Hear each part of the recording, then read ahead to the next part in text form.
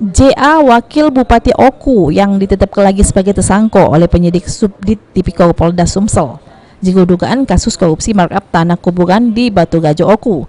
Urung penuhi panggilan penyidik guna nyalin pemeriksaan. Urungnya pemeriksaan terhadap JA tersebut karena mak ini JA ngalami sakit, jalani proses perawatan di salah satu rumah sakit yang berada di Kota Batu Gajah Oku.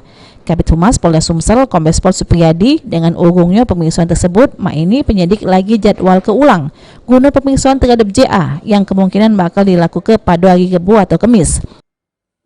Langkah berikutnya direncanakan oleh Dirkrimsus Polda Sumsel akan dilakukan reschedule ulang pemeriksaan. Nah, insya Allah kalau tidak ada halangan, hari Rabu besok itu akan dijadwalkan ulang untuk memanggil kembali saudara Johan Anwar untuk dimintakan keterangan terhadap perkara yang dihadapi atau perkara yang dilaporkan di. Sementara itu, pengacara dari Wabub Oku JA, Titis Rahmawati jelaskan kalau memang benar JA mak ini lagi sakit, jalani perawatan di Rumah Sakit Kota Batu Gajah. Menurut Titis, dirinya sebagai pengacara JA meminta supaya Polda Sumsel tidak dokin melakukan pemanggilan terhadap JA karena kliennya ngajukan proses pra-peradilan. Mak ini jalani proses sidang di Pengadilan Negeri Batu Gajah Oku.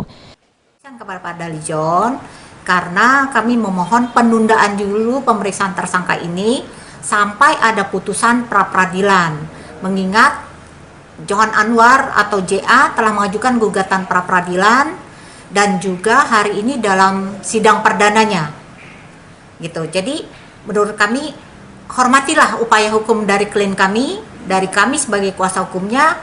Kami sedang menguji apakah penetapan tersangka yang dilakukan oleh Dirsus Polda Sumatera Selatan itu sudah sah secara hukum atau tidak.